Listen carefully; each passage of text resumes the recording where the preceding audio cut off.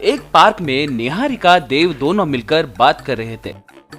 देखो देव, और कितने दिन तुम यूँ काली फिरते रहोगे? तुम्हारे पिताजी के पेंशन के पैसों पर और कितने दिन निर्भर होगे? एक बार सोचो, मेरे पिताजी तुम्हें मेरा हाथ देने के लिए तुम्हें कुछ न कुछ काम करना पड़ेगा ना। कम से कम एक छोटी सी नौकरी तो ढूंढ लो। देखो निहारिका, मुझे मेरे सपने पूरे करने हैं, वही मेरी जिंदगी का मकसद है। कुछ भी करके मैं गिनीज बुक ऑफ रिकॉर्ड में अपना नाम दर्ज करना चाहता हूँ। देखो देव, तुम टाइम वेस्ट मत करो। मुझे तुम्हारे बारे में पता है, तुम उतने होशियार आदमी नहीं हो। सिर्फ किस्मत वालों को ही Guinness book of world record में अपना नाम दर्ज करने का मौका मिलता है। वो उतना आसान नहीं है। निहारिका, ये क्या कह रही हो? देखो, मैं कुछ हासिल करने के बाद ही तुम्हें मिलूंगा, कहकर वहाँ से चला गया। अगले दिन सुबह देव के पिता, बेटा मैंने बैंक में से 1 लाख रुपए ड्रॉ किए हैं, ये लो, ये पैसे लेकर इंश्योरेंस भरो। ठीक है पिताजी, कहकर देव उन पैसों को लेकर चला गया और जाकर एक पेड़ के नीचे बैठकर किसी भी कीमत में मैं मेरा नाम Guinness book of world record में दर्ज करवाऊंगा। के लिए मुझे क्या करना होगा, यूँ सोच रहा था। इतने में उसे एक उपाय सूझा। हाँ, मैं एक अजीब किस्म का वाहन तैयार करूंगा, तब सब उसे देखकर आश्चर्यचकित हो जाएंगे। यूँ सोच रहा था कि एक बूढ़ी औरत माचिस ले लो भाई, माचिस ले लो, यूँ चिल्लाते हुए जा रही थी। उसके बातें सुनकर देव को एक आइडिया आया। देव तब उस माचिस बेचने वाले बूढ़ी के पास जाकर, दादी आप ये सारे माचिस मुझे बेचोगे क्या? इतने सारे माचिस आपको क्यों चाहिए बेटा? देव तब उस बूढ़ी को अपने उपाय के बारे में सब कुछ बताया। बेटा, तुम माचिस से ऑटो बनाओगे तो कौन छेड़ेगा? सब हंसेंगे। एक और बार सोच लो। नहीं दादी, मुझे Guinness book of world record पाना है। ऐसे वो उस बूढ़ी औरत के पास से सारे माचिस के डब्बियां खरीद लिया। उस दिन वो बहुत मेहनत करके रात भर जग के मैच बॉक्स से एक ऑटो तैयार किया। अगले दिन उसके पिता देव से, क्यों बेटा, कल दिए पैसों से तूने इंश्योरेंस भरा है ना? माफ करो पिताजी, मैंने नहीं भरा। आपके दिए हुए पैसों से माचिस खरीद कर ये देखो, मैंने ये ऑटो तैयार किया है, कहकर उसे दिखाया। रे, वो मेरे पूरी जिंदगी की कमाई है रे, उनसे तूने ये बेकार ऑटो क्यों तैयार किया? कम से कम उन पैसों से एक सेकंड हैंड ऑटो भी खरीदते तो पैसे भी मिलते। मगर पिताजी के लाख कहने पर भी देव उस मैच बॉक्स ऑटो को चलाते हुए पूरा गांव फिरने लगा। गांव वाले सब उस मैच बॉक्स ऑटो को देखकर हंसने लगे। उसे देखकर देव बहुत निराश हुआ। एक बार उस गांव में बहुत बड़ा तूफान आने की वजह से पूरा गांव डूब गया। कार, बाइक, बस, लॉरी सब डूब गए। देव तब अपने मैच बॉक्स ऑटो को पानी में तैरते हुए देखा। तुरंत वो अपने मैच बॉक्स ऑटो को शुरू करके गांव के लोगों को सुरक्षित जगह पर ले जाकर छोड़ने लगा। बेटा, तुमने 1 लाख रुपए बर्बाद किए तो किए, मगर सारे गांव वालों को तुम्हारे मैच बॉक्स की मदद से बचा पाए हो, उससे महान काम कोई नहीं है। इतने में गिनीज बुक वाले वहां पर आकर, हेलो मिस्टर देव, आपके तैयार किए गए मैजिक मैच बॉक्स ऑटो हमें बहुत अच्छा लगा। ये पानी और जमीन दोनों पर भी चलता है। हम इसे एक अजीब वाहन की तौर पर स्वीकार करते हुए इसे Guinness book of world records में आपका नाम दर्ज करवा रहे हैं, कहकर देव का सम्मान किए। निहारिका देव के किए इस महान काम के बारे में पता करके कभी भी किसी को छोटे नजरिए से नहीं देखना चाहिए, यूँ सोचकर देव से शादी की। शरद चंद्र कहकर एक अमीर आदमी का घर एक नदी के किनारे पर है। शरद चंद्र बहुत धनिक है, लेकिन एक नंबर का कंजूस है। शरद चंद्र पैसों को इकट्ठा करके उनको 100 रुपए की नोट या 500 रुपए का नोट या रकम और भी बड़ा है तो 2000 की नोट में बदलकर बचा कर रखने का आदत है उसका। इसलिए सब लोग उनको राउंड फिगर शरद चंद्र कहकर बुलाते थे। एक दिन शरद चंद्र के काम वाला बंसी सड़क पे जाते हुए बगल में देखा तो एक बड़ा सा आइस गड्ढे के ऊपर सोए हुए शरद चंद्र को देखा।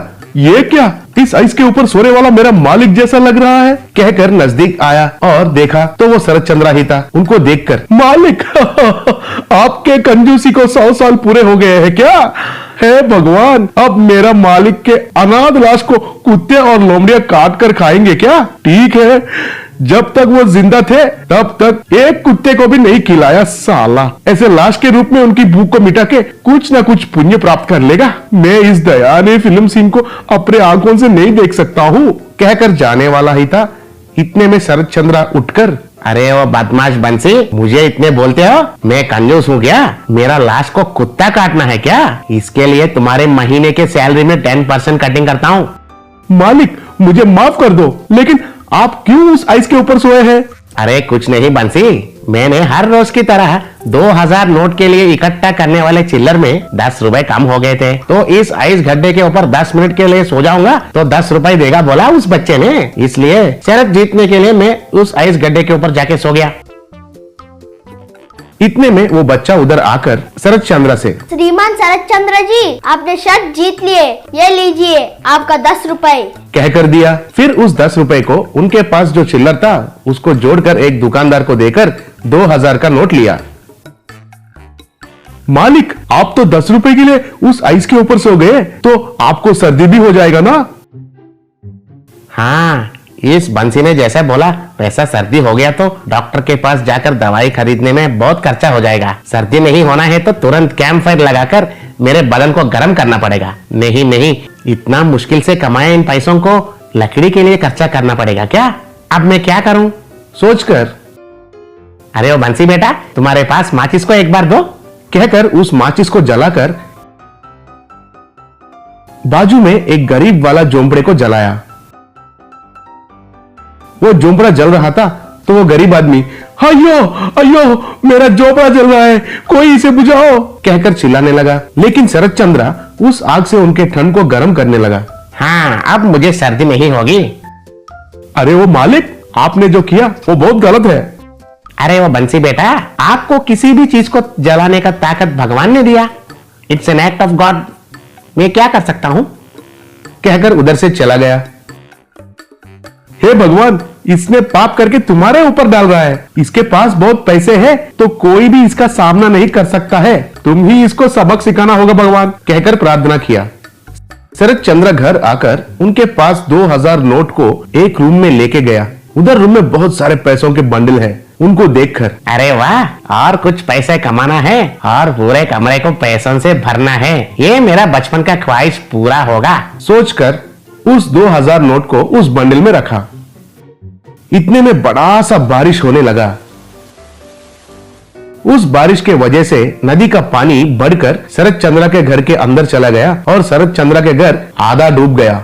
उस पानी को देखकर शरद चंद्र जान बचाने के लिए, बचाइए, मुझे कोई बचाइए, इस पानी में से कोई मुझे बचाइए, कहकर चिल्लाने लगा। दूर से ऊंचाई के क्षेत्र में लोग और बंसी ये सब देख रहे थे। मालिक, पानी को किसी को भी चीज को डुबाने का ताकत है। आपने जो बोला वैसे ही it's an act of God है। अब आप उस भगवान को ही बचाने के लिए प्रार्थना कीजिए, नहीं तो आपकी कंजूसी से और बहुत पाप करके इकट्ठे हुए उन पैसों को बचाने के लिए प्रार्थना कीजिए, वो पैसे आपको बचाएंगे, कहकर चिल्लाया।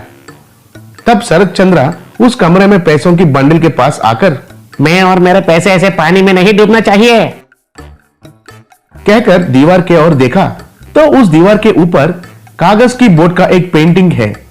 उसे देखकर, बचपन में हमने कागज के नाव को बनाकर खेलते थे, वैसे ही इन पैसों से एक बड़ा सा कागज का नाव बनाता हूँ, सोचकर उन पैसों के बंडल से एक बड़ा सा मनी बोट को बनाया। तब शरद चंद्र बंसी से, अरे वो बंसी, तुम्हारे बोलने से ही मुझे एक आइडिया आया है। इस मनी बोट में मैं अपने आप को और इन पैसों को बचाएंगे, कहकर उस मनी बोट को पानी में उतारा और उसमें बैठकर, सागर किनारे दिल ये पुकारे, कहकर गाना गाते हुए पानी में जा रहा था। तब वो रुपए पानी में भीग के गीला होके धीरे से पानी में डूब गया। तब शरद चंद्र के साथ वो पैसे भी जल में समाधि हो गए और शरद चंद्र की कहानी राउंड फिगर हो गया। कुशेल आमिर कहकर दो दोस्त हैं और वो आमने सामने घर में रहते थे। बचपन से आमिर के पास बहुत पैसे रहने से वो बहुत भाव दिखाता था और वैसे ही बहुत घमंडी रहता था। बचपन में जब कुशेल कम दाम वाली छड़ी आइसक्रीम खाता था, तब आमिर कॉस्टली वाली कप आइसक्रीम खरीद कर खाता था। आइसक्रीम खाते हुए आमिर कुशेल से, क्यों रे कुशाल, कप आइसक्रीम खरीदने के लिए तुम्हारे पास पैसे नहीं है क्या? ऐसा नहीं, मुझे चड़ी ऐसी पसंद है। क्या बात पसंद की नहीं, पैसों की है, तुम्हारे पास नहीं है। ऐसे हंसकर मजाक उड़ाया था। थोड़े बड़े होने के बाद जब कुशेल साइकिल चलाता था, तब आमिर मिनी मोटरसाइकिल चलाता था। फिर कुशेल को देखकर, क्यों रे कुशेल, तुम ये पुरानी साइकिल चला रहे हो? मेरे पास तो ये मिनी मोटर गाड़ी है, देखो। कुछ बात नहीं आमिर, मुझे ये साइकिल ही काफी है। हाँ ऐसा ही है, तुम्हारे पास मिनी मोटर गाड़ी खरीदने के लिए पैसा नहीं है ना, तो ऐसा ही बोलोगे, इसलिए तुम्हारे पास जो भी है वही ज्यादा है, ऐसा कहकर जिंदगी जी लेना। ऐसे आमिर कुशेल को हमेशा कम करके बात करता रहता था। ऐसे गुजरकर दोनों बड़े हो गए थे। फिर कुशेल ने ट्रैक्टर खरीदकर खेती बाड़ी करने लगा था। आमिर बहुत पैसे खर्च करके एक गोल्डन बस बनाया था। फिर उस गोल्डन बस को लाकर गांव में रखकर, ग्राम वासियों आओ आओ और मेरे गोल्डन बस को देखो। अब तक तो आप पुराने ढक्कन बस देख चुके होंगे, आप लोग तो आज तक ऐसे बस भी नहीं देख चुके होंगे। अब मैं हमारे गांव के लिए एक गोल्डन बस लेकर आया हूँ। इस बस को पूरा सोने से ही तैयार करवाया है। आइए बैठिए। पुराने बस का टिकट 5 रुपए है, लेकिन ये सोने का बस है, इसलिए टिकट 10 रुपए है। अरे चलो गोल्ड बस चढ़कर देखते हैं अंदर कैसा रहता है। ऐसा गोल्ड बस देखने के लिए हम लोगों को तो मौका कभी नहीं मिलेगा ना, हमारे अमीर बाबू ने लेकर आए, चलो देखते हैं, कहकर सब लोग बस के अंदर घुसने लगे थे। अंदर जाके देखकर, अरे वाह क्या है रे, गोल्डन बस पूरा चमक रहा है अंदर। अरे ओ गांव वासियों, जरा देख कर चलना, तुम्हारे उन गंदे पैरों से बस को खराब मत करना। ठीक है अमीर बाबू। फिर एक के बाद एक जाकर बस के अंदर बैठने लगे थे। इतने में कुशेल अपने ट्रैक्टर में उधर से जा रहा था, तो उनको आमिर ने रोककर, क्यों रे कुशेल, देखा है क्या मेरा गोल्डन बस? हाँ देखा है, बहुत सुंदर है। क्या अच्छा है बोल रहे हो, ये तो एक अद्भुत है। आ जाओ, आकर इस अद्भुत में चढ़ो और देखो और कितने दिन उस ढक्कन ट्रैक्टर में घूमोगे। चलो मैं तुम्हें अपने गोल्डन बस में तुम्हारे खेत में छोड़ दूंगा। ऐसा नहीं आमिर बाबू, मुझे अपने खेत में काम है और अपने ट्रैक्टर के साथ ही खेत को जोत सकता हूँ। चाहे तुम्हारे गोल्डन बस हो, लेकिन खेत को नहीं जोत पाएगा ना। खेत जोतने की जरूरी नहीं है मेरे गोल्डन बस को कुशेल, कीचड़ में काम करने की जरूरी इसको नहीं है। ठीक है वो सब छोड़ो, तुमको क्या लग रहा है, इस गोल्डन बस के अंदर चढ़ने को मन नहीं लग रहा है क्या? आ जाओ, चलो मैं तुम्हें मुफ्त में ले जाऊंगा। अगली बार देखेंगे आमिर बाबू, मुझे अभी खेत में जाना है, कहकर उनके ट्रैक्टर में चला गया था। अरे ओ कुशाल, तुम्हारे ढक्कन ट्रैक्टर मेरे गोल्डन बस से भी आगे निकलेगा क्या? देखो मैं अभी तुम्हें हराऊंगा, कहकर उस बस को लेकर बहुत तेजी से चलाने लगा था। अंदर बैठे हुए लोग डर के मारे, आमिर बाबू जरा धीरे चलाइए, हमको बहुत डर लग रहा है, कहकर चिल्लाने लगे थे। फिर भी आमिर उनके बात बिना सुने कुशाल को हराने के लिए उनके गोल्डन बस को बहुत तेजी से चला रहा था। ऐसे बहुत तेज से चल रहा था, फिर वो बस सड़क के ऊपर से फिसलकर पानी में गिर गया था। बचाइए बचाइए, हमें कोई बचाइए, कहकर चिल्लाने लगे थे।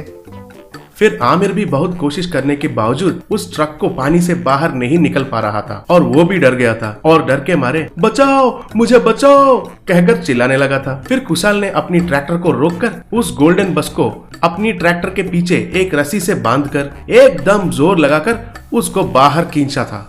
बस वो गोल्डन बस बाहर निकल गया।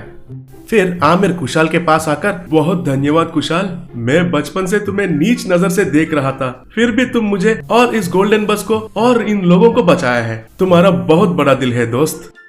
फिर सब लोग कुशाल को धन्यवाद कहकर आमिर को डांट कर चले गए थे।